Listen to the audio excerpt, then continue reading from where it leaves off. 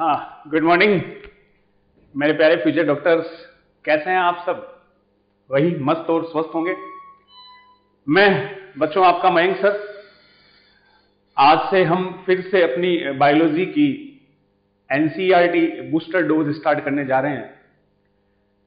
पिछले कुछ टाइम से बेटा जी ये बूस्टर डोज हमने किसी कारण से बंद कर रखी थी।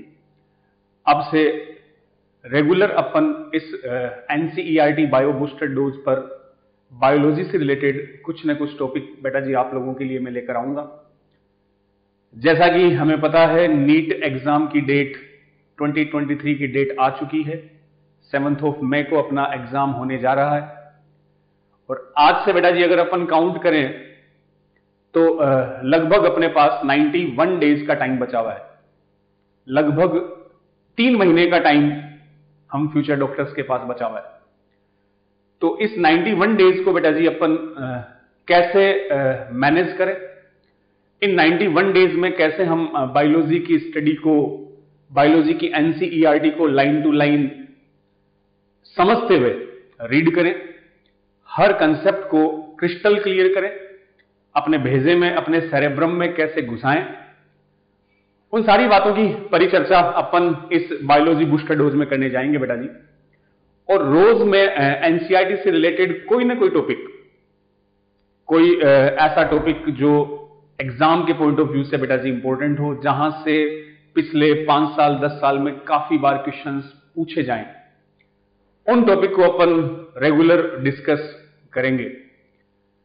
उसी सीक्वेंस में मैं आज आप लोगों के लिए बेटा जी कुछ वर्ड्स लेकर आया हूं, कुछ ऐसे टर्म्स लेकर आया हूं जो पढ़ने में, सुनने में एक जैसे लगते हैं और ये वर्ड बच्चों को, बहुत सारे बच्चों को कंफ्यूज भी करते हैं और इनसे रिलेटेड बेटा जी क्वेश्चंस भी एग्जाम में पूछे गए हैं।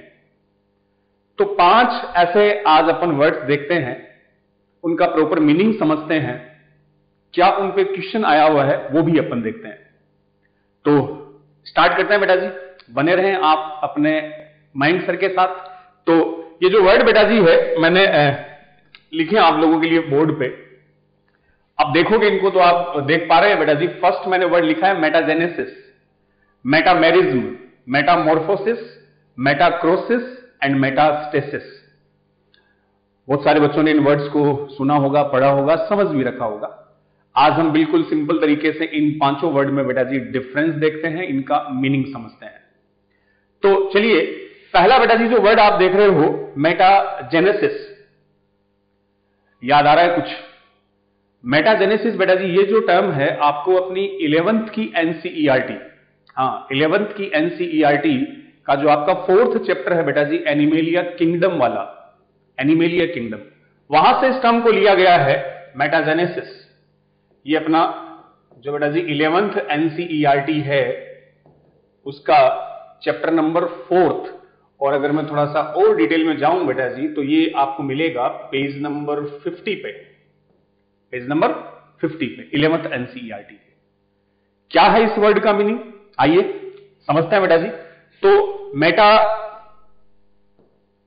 जेनेसिस का मीन, ये बेटा जी एक फाइलम है अपना सिलेंट्रेटा। जब एनिमेलिया किंगडम आप पढ़ते हो तो उसमें अपन देखते हैं कि अर्थ पे जितने भी ऑर्गेनिज्म हैं जिनको एनिमेलिया किंगडम में इंक्लूड किया है बेटा जी, उनमें आप अलग अलग फाइलम के नाम पढ़ते हो, जैसे Porifera, Coelenterata, Ctenophora, Platyhelminthes, Aschelminthes, Annelida, Arthropoda, ये सारे फाइलम वहां दे रखे हैं। तो एक फाइलम है सिलेंट्रेटा। उस सिलेंट्रेटा के अंदर बच्चों एक उसका कैरेक्टरिस्टिक्स मान लो मेटाजेनेसिस। मेटाजेनेसिस होता क्या देखियो, मेटाजेनेसिस का मीन है बेटा जी अल्टरनेशन ऑफ जनरेशन, पीढ़ी एकांतरण। अपन बोलते हैं ना अल्टरनेशन ऑफ जनरेशन, पीढ़ी एकांतरण, पीढ़ी एकांतरण।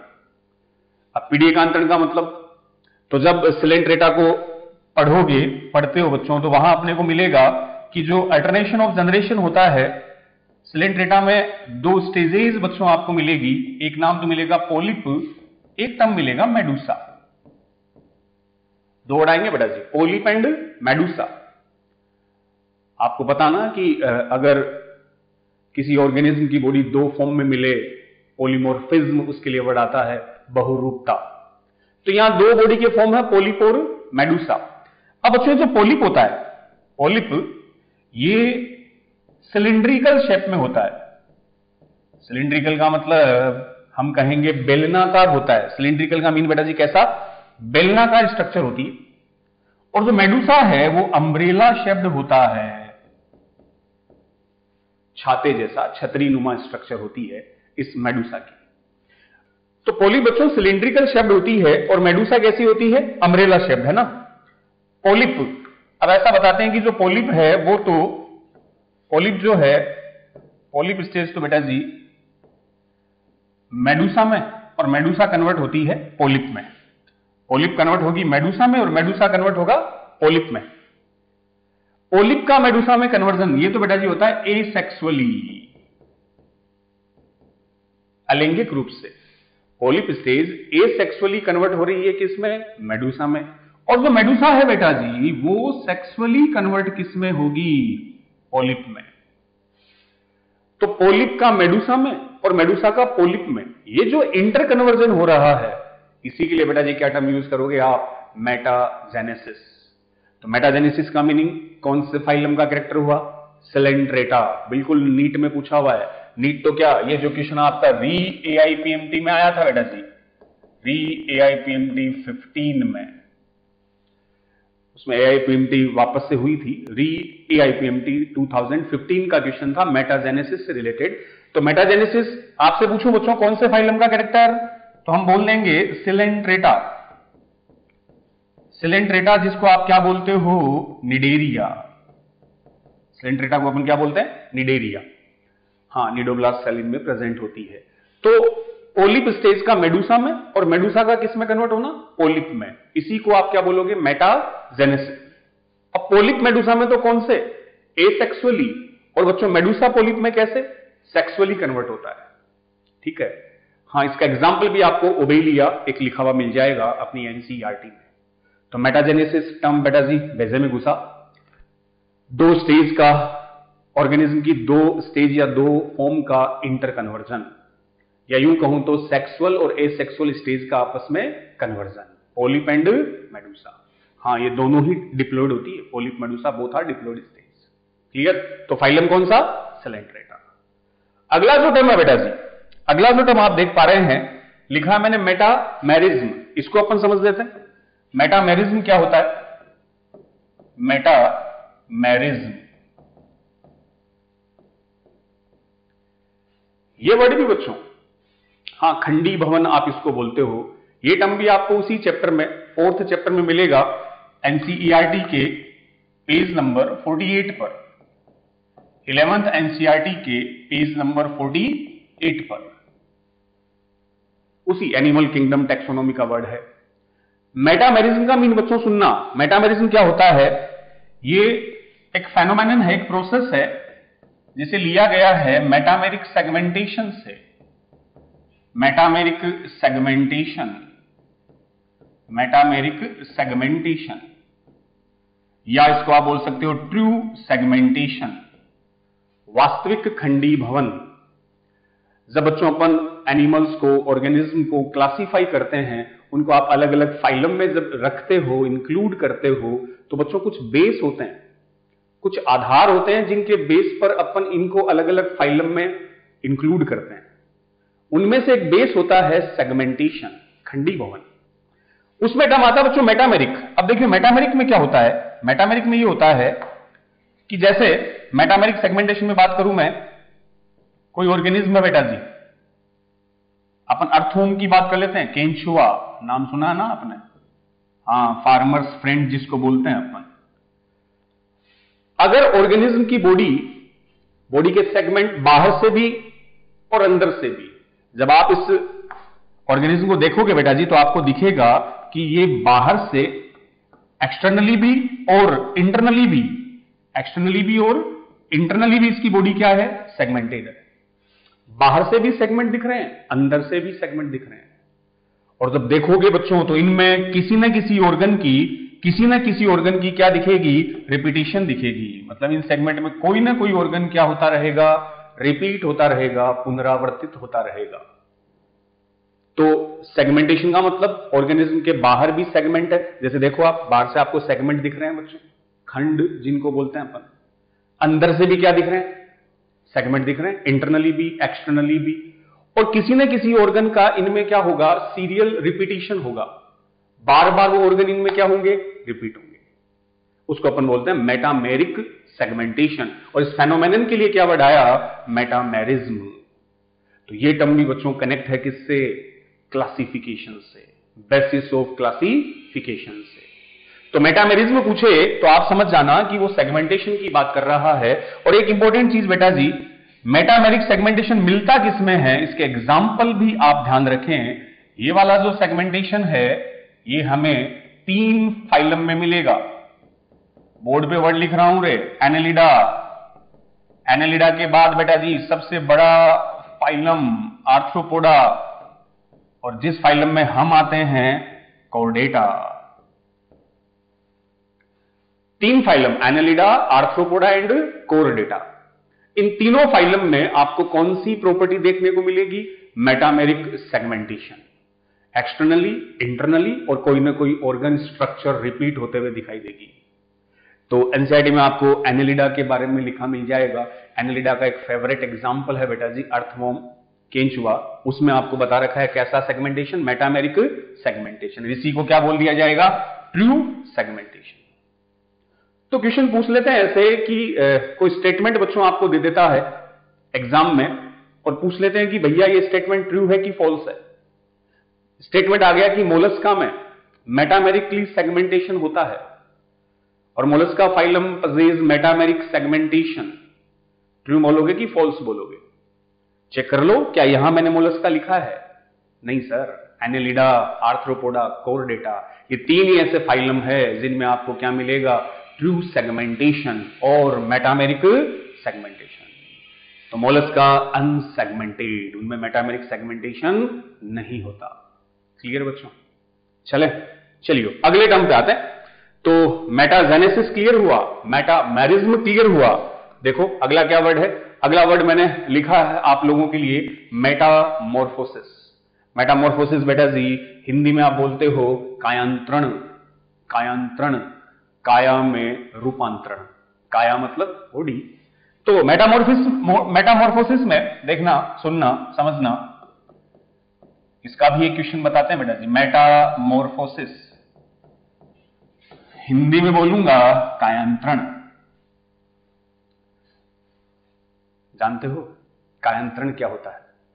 तो मेटामॉर्फोसिस बच्चों सीधी सी बात करते हैं। मेटामॉर्फोसिस का मीन हुआ कि जो लार्वा स्टेज होती ना, लार्वा, इस लार्वा स्टेज का किसमें कन्वर्जन?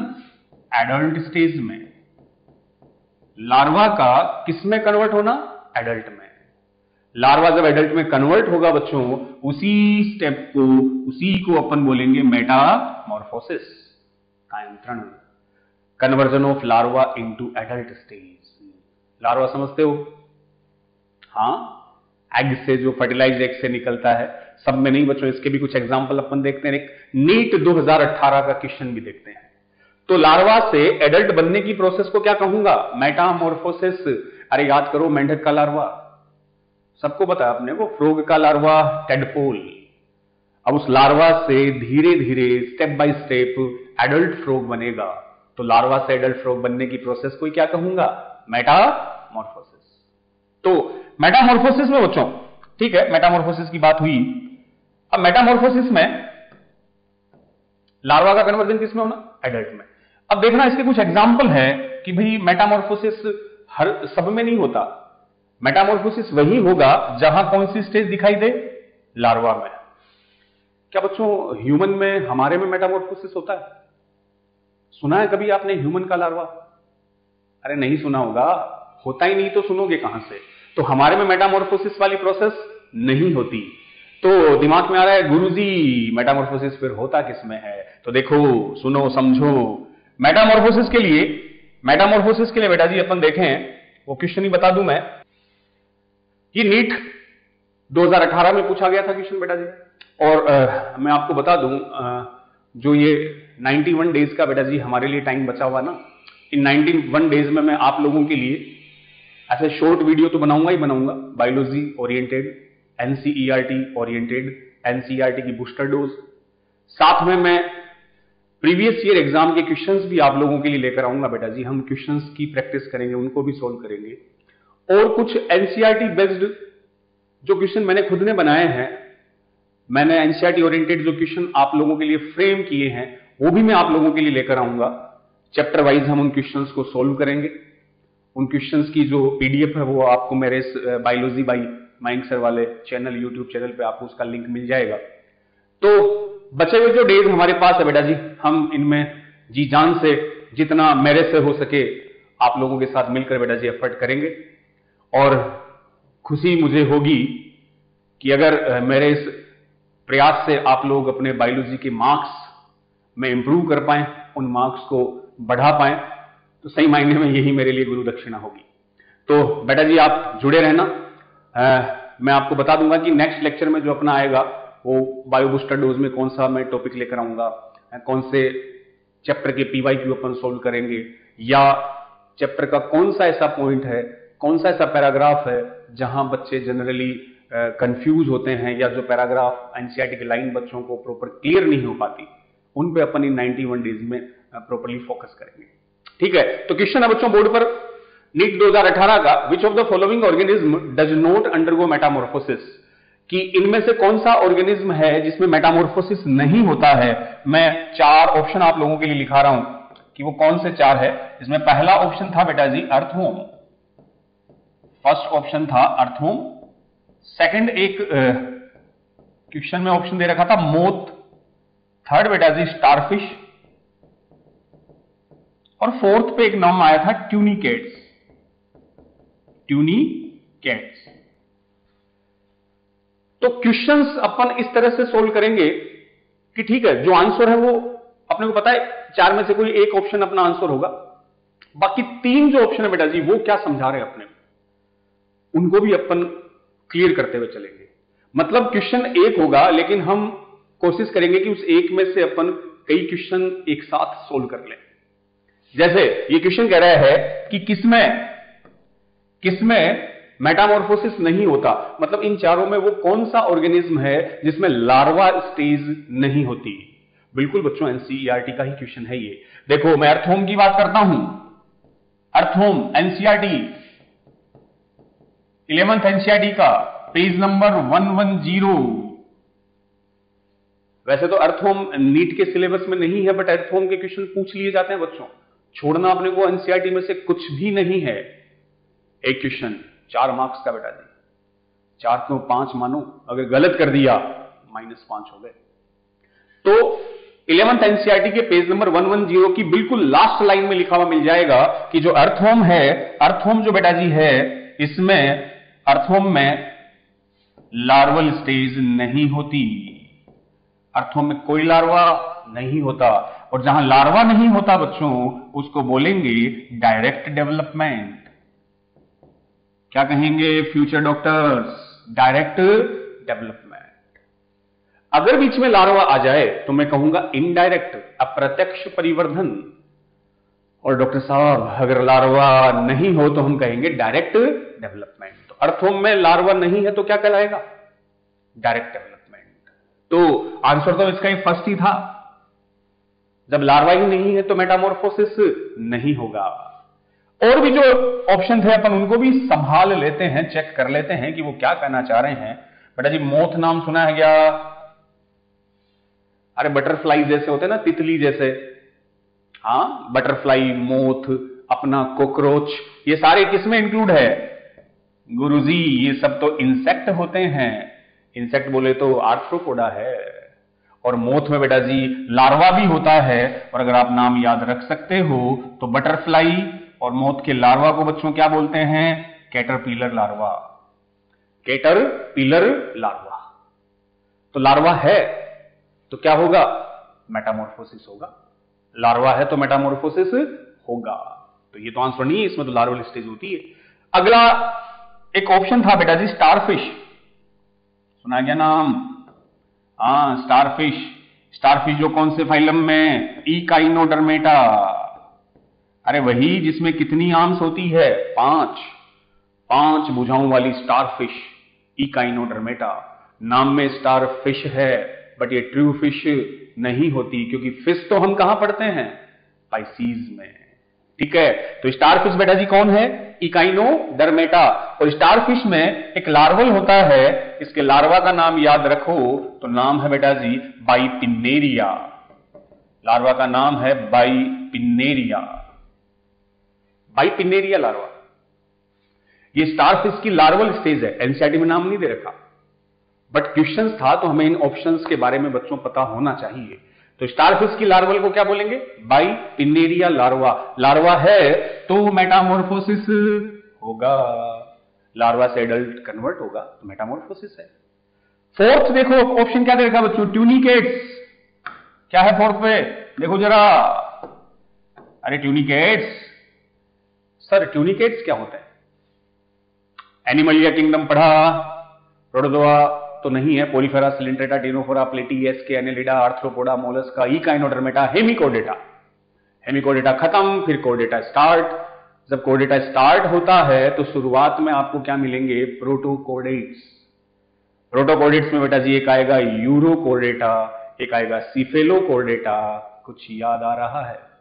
हाँ, यूरोकोडेट्स। यूरोकोडेट्स में ही, यूरोकोडेट्स को बेटा जी क्या बोला गया है? ट्यूनिकेट्स। और इन यूरोकोडेट्स में यूरोकोडेटा, यूरोकोडेट्स।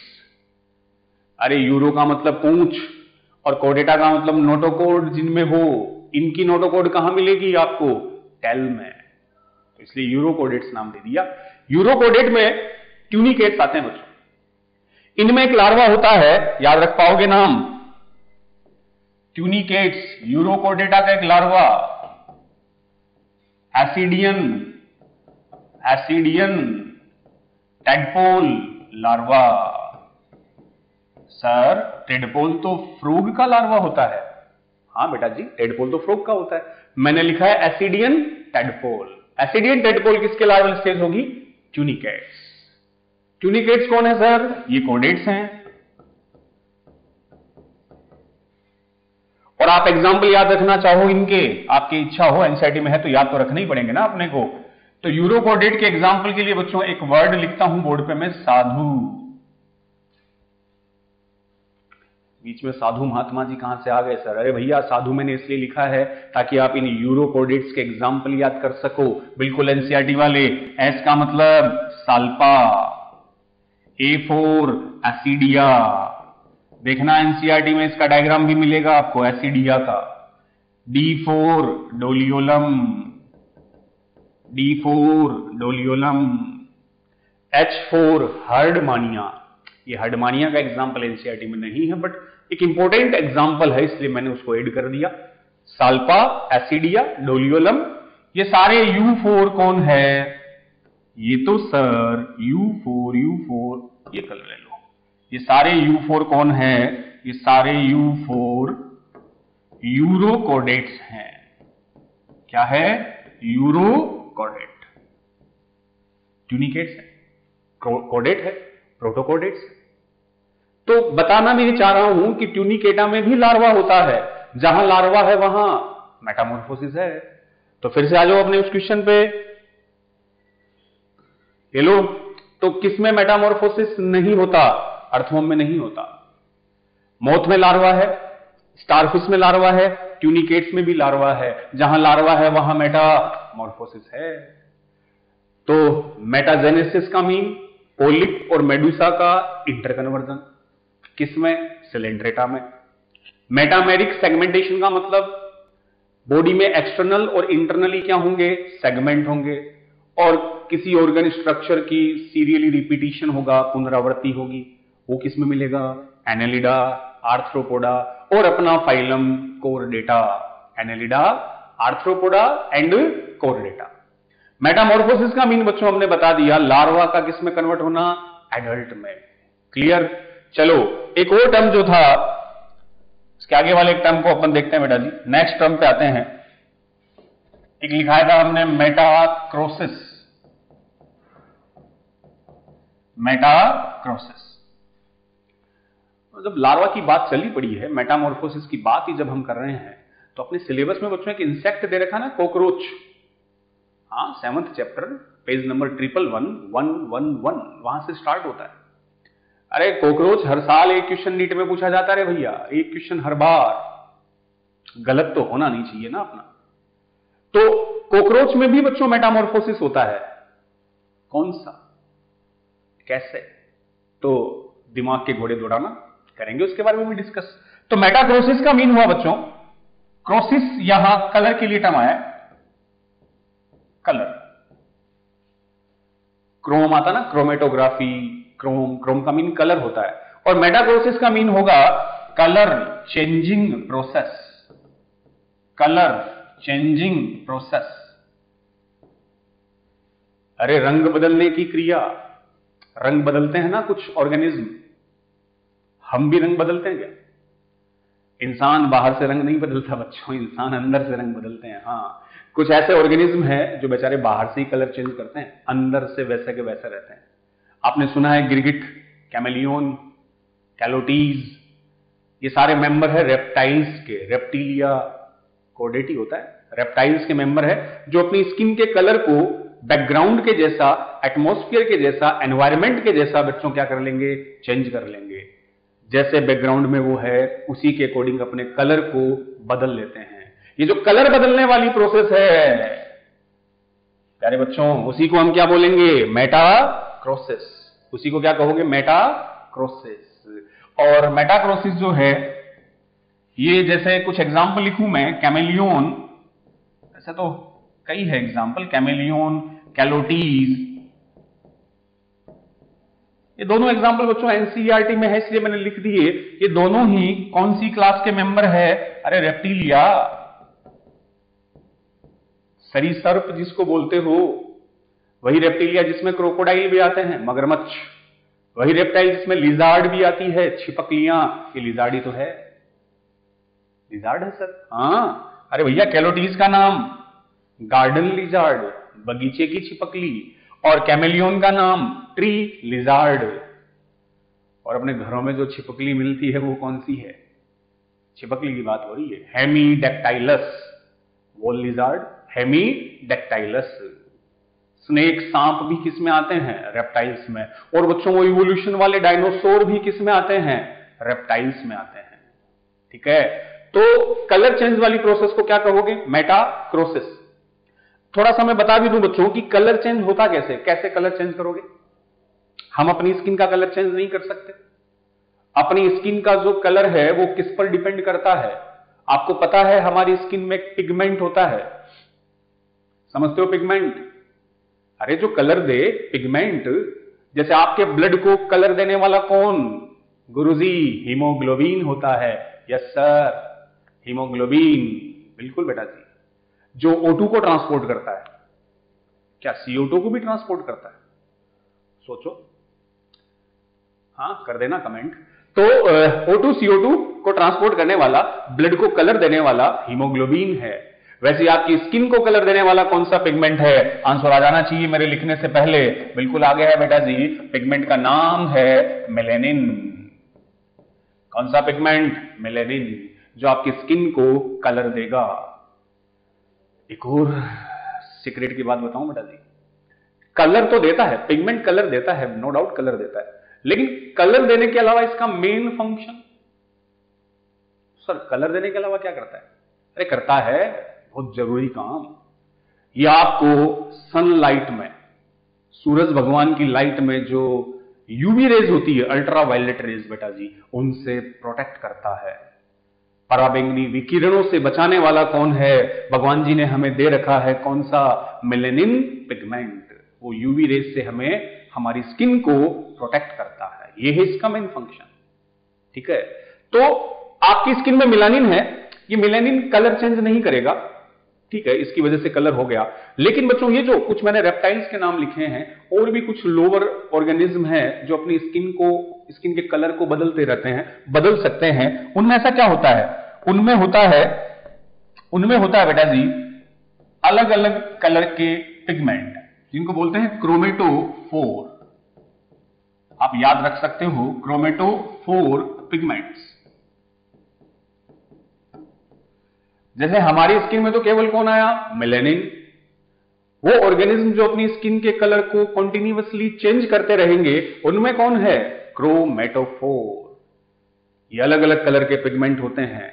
अलग अलग कलर के पिगमेंट है तो अलग अलग बैकग्राउंड में वो अपने कलर को क्या करते रहेंगे? चेंज करते रहेंगे। ठीक है बात? तो क्रोमेटोफोर होते हैं और हमारी स्किन में कौन मिल रहा है? मेलेनिन। तो metagenesis clear, metamerism clear, metamorphosis clear, metachrosis भी क्लियर कर लो। Colour changing process, chroma, chrome से कलर को याद रख लेना। लास्ट एक वर्ड लिखा था बच्चों, जो लास्ट एक टर्म भी लिखा था हमने, मेटास्टेसिस। Metastasis, metastasis. ये वर्ड जो है, सोचो सोचो सोचो, कहां मिला? कहीं सुना है ये टर्म? आया कुछ दिमाग में? हाँ, ये बेटा जी आपके 12th की एनसीईआरटी, 12th की एनसीईआरटी का पेज नंबर 157 पे दिखेगा। 157 पर आपको ह्यूमन हेल्थ एंड डिजीज वाला चैप्टर है, हेल्थ और डिजीज वाला चैप्टर। उसमें एक डिजीज दे रखी है बेटा जी, कैंसर। कैंसर में आपको एक टर्म मिलेगा मेटास्टेसिस। बिल्कुल सही आया आपके दिमाग में, आएगा ही। कैंसर डिजीज है और हमें तो लोगों को डिजीज से बचाना है।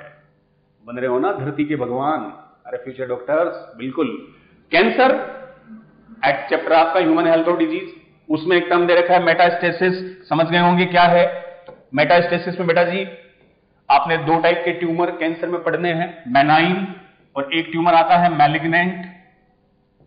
मैलिग्नेंट ट्यूमर, अरे खतरनाक वाला ट्यूमर जिसको बोलते हैं दुर्दम अबूर्द, मैलिग्नेंट ट्यूमर। बच्चों मैलिग्नेंट ट्यूमर और बेनाइन ट्यूमर में एक बड़ा डिफरेंस यही है, जो बेनाइन ट्यूमर होता है, जो सुदम अबूर्द होता है, वो फिक्स होता है, लोकलाइज्ड होता है। क्या मतलब सर? अरे बेटा जी जहां भी वो ट्यूमर बना, ट्यूमर ग्रुप ऑफ सेल्स, जहां भी वो बना वहां फिक्स रहेगा। जहां बन गया वहां फिक्स है, वो बॉडी में घूमेगा फिरेगा नहीं, अपनी जगह को फिक्स रखेगा। लेकिन मैलिग्नेंट क्या होता है? बस ये समझ जाओ आप, मैलिग्नेंट में क्या होता है कि जैसे मान लो बेटा जी, मान लो ये कोई ट्यूमर की सेल्स है। किसकी सेल? ट्यूमर की सेल्स खूब सारी है ना। कैंसर में क्या होता है? सेल डिवीजन अनकंट्रोल हो जाता है, कोशिका विभाजन आपे से बाहर, आउट ऑफ कंट्रोल हो गया। सेल कंटिन्यूअसली डिवाइड होती ही जा रही है, इतनी डिवाइड हो गई कि वहां ग्रुप ऑफ सेल बन गया, मास ऑफ प्रोलिफरेटिंग सेल्स। वही ग्रुप ऑफ सेल्स क्या है? ट्यूमर। तो ट्यूमर बना। अगर ये ट्यूमर सेल्स एक जगह फिक्स है तो मैं कहूंगा बेनाइन। लेकिन होता क्या बच्चों? Tumour cell via blood, by blood, किसके थ्रू? आपकी जो ब्लड वेसल्स में ब्लड फ्लो कर रहा है, वो ट्यूमर सेल्स को अपने साथ ले लेगा। चलो मैं तुम्हें बॉडी में घुमाता हूं। अब वो ट्यूमर सेल्स को बेटा जी मान लो इन सेल्स को कहीं और ले गया, to distance place, distant location, और कहीं ले गया। डिस्टेंट मतलब एक जगह से दूसरी जगह ले गया, कहीं और। यहां था, यहां से यहां, और कहीं पूरी बॉडी में ब्लड ने उसको घुमा दिया। और जहां भी ट्यूमर सेल्स जाएगी वहां जाकर वो नया ट्यूमर बना देगी। मान लो कुछ दूसरी जगह आई, फिर उसने वहां ट्यूमर बना दिया, फॉर्म न्यू ट्यूमर, नया ट्यूमर बन गया, फॉर्म न्यू ट्यूमर। तो ट्यूमर सेल्स एक जगह थी, ब्लड ने उनको बॉडी में कहीं दूसरी जगह लेके चला गया। ब्लड वहां गया तो उन्होंने वहां जाके भी क्या बना दिया? ट्यूमर। फिर ब्लड उनको कहीं तीसरी जगह ले गया, जहां भी वो सेल्स गई वहां जाकर उन्होंने डिवीजन किया, और डिवीजन करके mass of cells, group of cells बना दिया, वो ट्यूमर है। तो ये ट्यूमर एक जगह नहीं रहा बच्चों, ये ट्यूमर ब्लड के थ्रू पूरी बॉडी में फैल गया है। इसी प्रॉपर्टी को, ये जो आप पढ़ रहे हो, इसी प्रॉपर्टी को, ये जो सारी प्रॉपर्टी है ट्यूमर के फैलने की प्रॉपर्टी, इसी को बोला गया मेटास्टेसिस। मेटास्टेसिस। और ये कौन से ट्यूमर की प्रॉपर्टी हुई? Malignant tumour. और इसीलिए एनसीईआरटी में इसके लिए एक लाइन आपको लिखी मिलेगी कि ये जो है मेटास्टेसिस, ये feared property of malignant tumour. Fear, डरावना गुण। मैलिग्नेंट ट्यूमर का सबसे डरावना, सबसे भयानक जो गुण है, जो प्रॉपर्टी है बेटा जी, वो यही है मेटास्टेसिस। कैसे सर? अरे भैया, एक जगह ट्यूमर की सेल्स थी तो एक जगह फिक्स थी, वो उसका ट्रीटमेंट भी सर्जरी के थ्रू इजीली हो सकता था। अब वो ट्यूमर सेल्स बेटा जी ब्लड के थ्रू पूरी बॉडी में सर्कुलेट हो गई, जहां गई उसने वहां जाके अपना नया ट्यूमर बना दिया, तो ट्यूमर पूरी बॉडी में फैल गया, कैंसर पूरी बॉडी में फैल गया, लास्ट स्टेज। इसलिए बोलते हैं जो मेटास्टेसिस है वो मैलिग्नेंट ट्यूमर का सबसे डरावना, feared property of malignant tumour. एक लाइन से क्वेश्चन बनेगा, feared property of malignant tumour, और आपका आंसर जाएगा metastasis. Clear?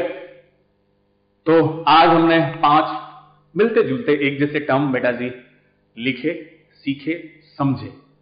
Metagenesis, Coelenterata, metameric segmentation, Annelida, Arthropoda, Chordata, metachrosis, colour changing property, metamorphosis, larva का एडल्ट में कन्वर्जन, अर्थोम में मेटामॉर्फोसिस नहीं होता, एंड मेटास्टेसिस, फियर्ड property of malignant tumour. Tumour आते ही माइंड में कौन आया? कैंसर। क्या आप बच्चों जानते हो हर ट्यूमर कैंसर नहीं होता? पता आपको? चलो लगाओ दिमाग, सोचो, और मैं मिलूंगा आपको अगले एक और इंटरेस्टिंग बायोलॉजी की बूस्टर डोज में, जो फुल्ली एनसीईआरटी बेस्ड होगी।